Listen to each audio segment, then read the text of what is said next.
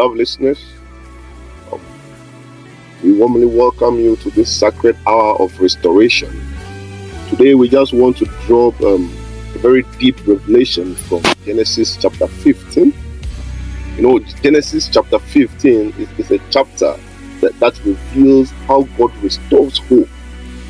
It's 9 hours. The chapter reveals how God renews covenant and how God speaks into seasons of delay. You know, in Genesis chapter 15, Abraham finds himself so weary after battles and victories.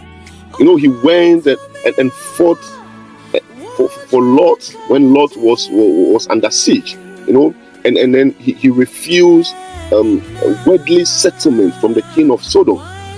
You know, and those were massive battles, those were massive victories. But Abraham was still burdened by an unfulfilled promise. In that situation where he found himself, the Lord speaks to him. The Lord said, "Fear not, Abraham. Fear not, Abram." By then his name was not changed to Abraham. Say, "Fear not, Abram. Say, I am thy shield and thy exceeding great reward." I want you to take a very good note of God's response when Abraham found himself so weary. He was burdened because he felt an unfulfilled promise. But when God responded to his situation, God said, "Fear not, Abram. I am thy shield and thy exceeding great reward." God is making Abraham to understand that the reward that he is going to get, God himself is that reward. You know, the provider of all things, the creator of all things, becomes the reward himself. It tells you and I that before God restores possession, before he restores descendants, before he restores land and all these things that we call properties, he restores perspective. God restores perspective. Because, you must understand that restoration begins with the voice of God breaking into our fear. The fear we are focused on, the fear we have challenged, the fear that has tormented us. Do we hear the voice of God in that fear? When heaven says, "Fear not," it means your battle does not define you. When heaven declares, "Fear not," what heaven is telling you and I is that our battles, our challenges, our problems, they do not define us. But then the covenant of God with us is what defines us. For a moment, I will encourage you to take your mind away from that challenge, to take your mind away from that fear, and get focused on the covenant of God with you.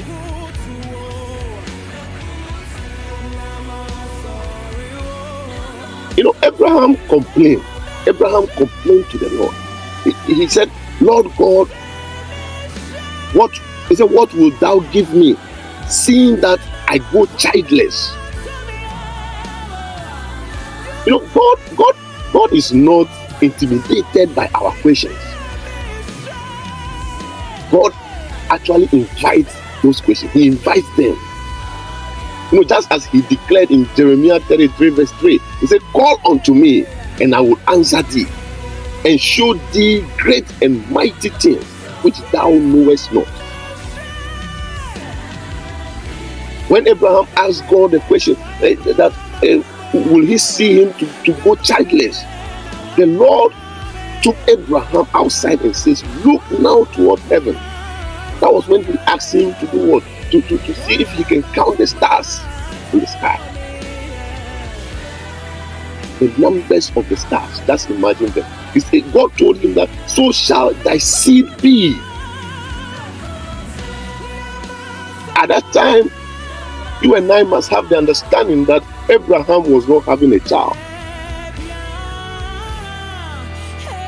There was a reassurance from God.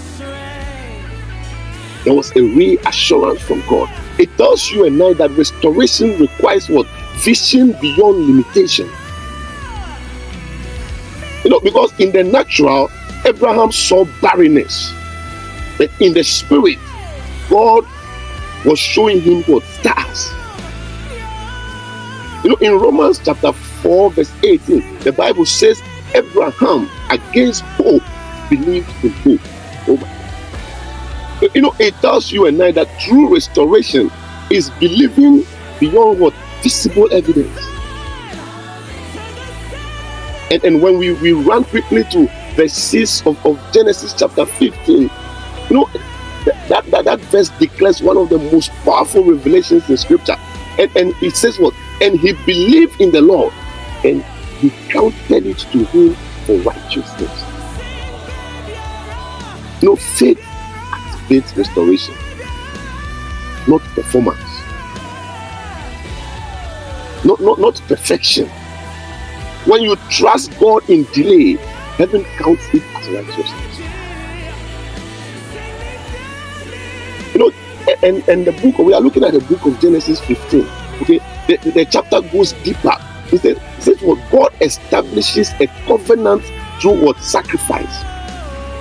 And a smoking furnace and a burning lamp that passed between the pieces.